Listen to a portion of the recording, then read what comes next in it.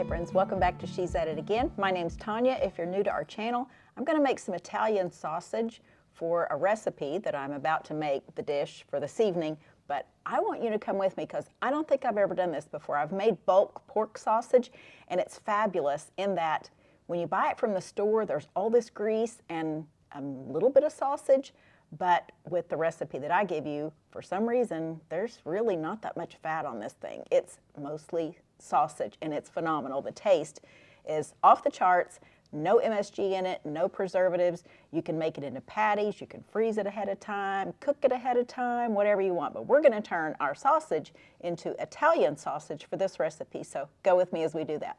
All right, we're over here on the other side of the kitchen, and I want you to see my spice drawer. I think everything possibly that I'm going to use is in the spice drawer. Yes, they are listed alphabetically. These were, I think I ordered cod liver oil and something combination in these. And it was so expensive I had to throw the jar away because the jars were really nice. And then of course these are spice jars from where I bought spices and then just refill them because I normally buy my spices in bulk. Okay, I'm going to set this down here.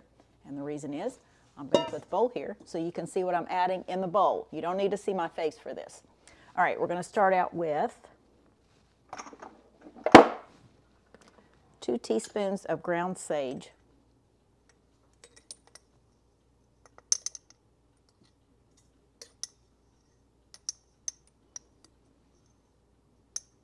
Good grief, I just bought sage recently, so I must use a gob of this. Well, I probably used a lot at Christmas making chicken and dressing and stuff like that, but good lands. Whoops, get back here, lid.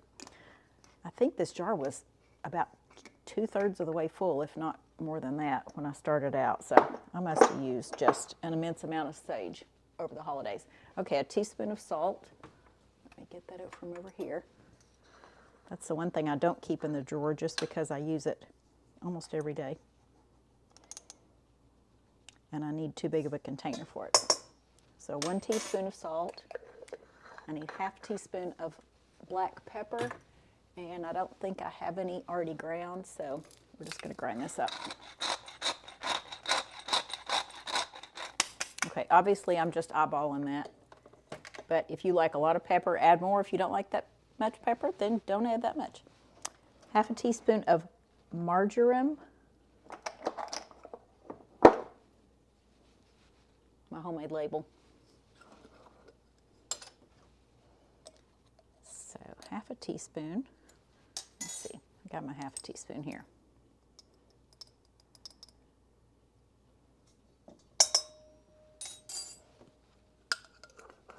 About 1/8 teaspoon of cayenne pepper.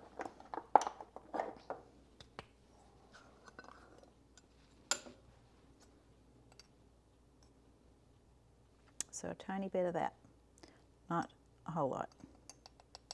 If you like it spicy, you like your Italian sausage spicy, by all means add more. This is what you're going to add more of if you need it spicy.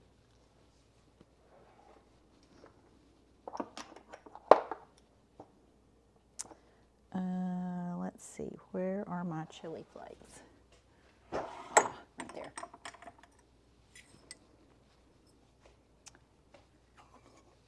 Just a pinch of red chili flakes. You can also add more of these too if you like it spicy. But more the cayenne than anything. All right, next is 2 teaspoons of paprika. I have smoked paprika and regular paprika. You can also buy sweet Hungarian paprika if you want it a much sweeter flavor. People talk about sweet Italian sausage, and it's likely that it's just the paprika in it that's making it that way. All right, 2 teaspoons. I'm going to use my regular paprika. This is just organic, plain paprika.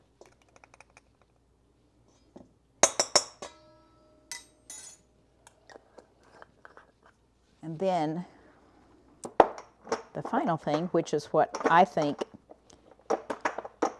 gives it the flavor more than anything of Italian sausage, is the fennel seed. And we're going to need a half a teaspoon of fennel seed. So my small half a teaspoon. And put that in there. Now the package of ground pork that I have, and you can also use ground turkey if you'd rather have turkey and not pork. If you don't eat pork, I get it. But the package that I bought is 1.5 pounds. That's what it comes in. So I'm going to take 1 pound of that and put into this mixture, but I need to stir this up first.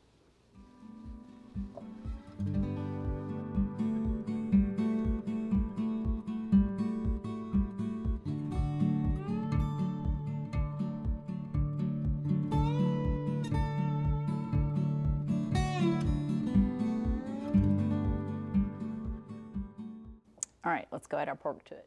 I just took 1/3 of this package out.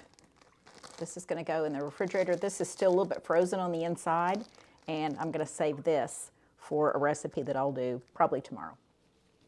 So what I have left in here is, and here's my package. This is what ground bulk pork looks like. It looks like ground beef, but a little bit lighter. So I have about 2/3 of it left, and this was 1.5 pounds, so I have 1 pound left in there.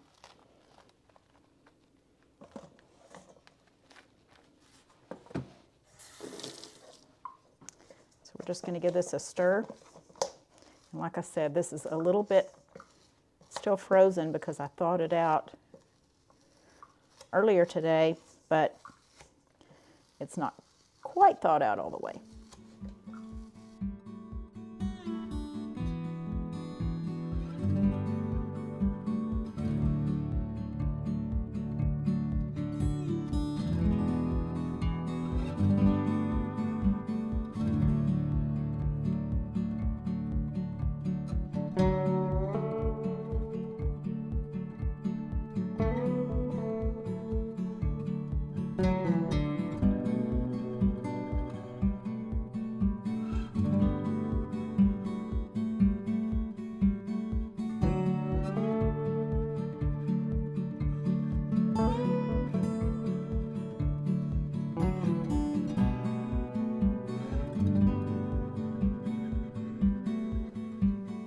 If you have a pair of nitrile gloves, that's what this is good for.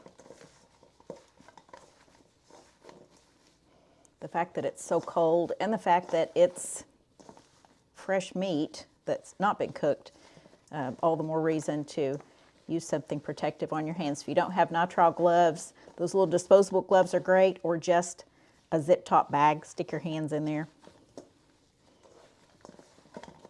Or if you want your hands in the cold meat, then go right ahead and do it. But that's not what I want today because it is so cold outside here.